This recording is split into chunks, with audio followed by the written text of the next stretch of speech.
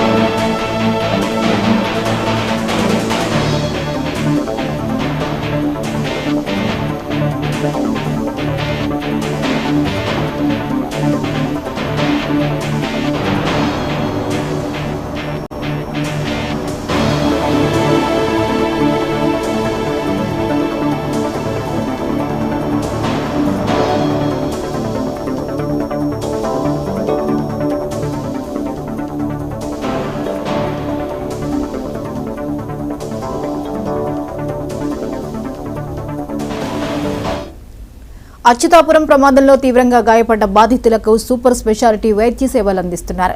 Medicover ఆసుపత్రిలో 7 బాధితులు, కిమ్స్ లో 5 బాధితులు, ఉషా ప్రైమ్ ఆసుపత్రిలో 18 మంది బాధితులు చికిత్స పొందుతున్నారు. ప్రమాదంలో ఇప్పటికే 17 మంది ప్రాణాలు కోల్పోయారు. ఇక ఈవేళ అనకాపల్లిలో బాధితులను పరామర్శిస్తారు మాజీ ముఖ్యమంత్రి జగన్మోహన్ రెడ్డి. ఇప్పటికే మాజీ మంత్రి వైసీపీ ఎమ్మెల్సీ బొత్స బాధితులను పరామర్శించారు.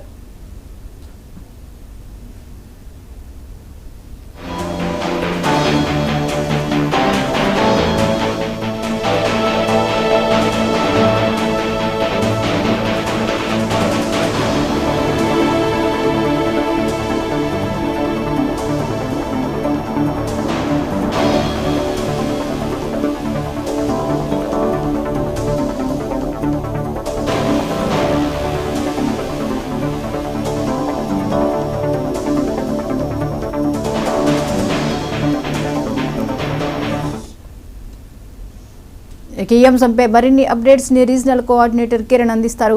కిరణ్, చెప్పండి, మాజీ సీఎం జగన్మోహన్ రెడ్డి అనకాపల్లి జిల్లా పర్యటనకు బయలుదేరినట్లుగా తెలుస్తోంది, వివరాలేంటి? ఏదైతే 2 రోజుల క్రితం ఏషియన్ ఫార్మా కంపెనీలో రియాక్టర్ పేలుడు దాటికి దాదాపుగా 47 మంది క్షతగాత్రులు కావడం, మరోవైపు 18 మంది మృత్యువాత పడడం మనందరికీ తెలిసింది. ఈ నేపథ్యంలో క్షతగాత్రులైనటువంటి వాళ్ళందరినీ కూడాను కొంతమందిని విశాఖ మెడికవర్ హాస్పిటల్లో అడ్మిట్ చేస్తే మరి కొంతమందిని అనకాపల్లిలోని ఉషా ప్రైమ్ ప్రైవేట్ హాస్పిటల్లో అడ్మిట్ చేసి వాళ్ళకి చికిత్సను అందించడం జరుగుతుంది. ఈ నేపథ్యంలో ఈ రోజు మాజీ ముఖ్యమంత్రి వైఎస్ఆర్సీపీ అధినేత జగన్మోహన్ రెడ్డి అనకాపల్లి పర్యటన ఖరారైంది.